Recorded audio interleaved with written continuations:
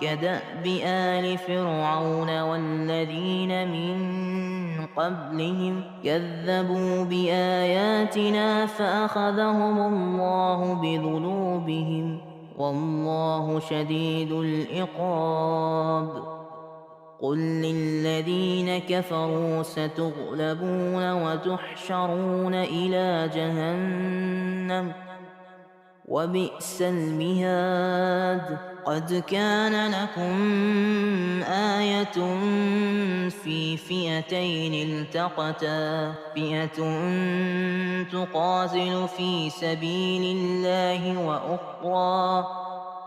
وأخرى كافرة يرونهم مثليهم رأي العين والله يؤيد بنصره من يشاء. إن في ذلك لعبرة لأولي الأبصار. زين للناس حب الشهوات من النساء والبنين والقناطير المقنطرة من الذهب والفضة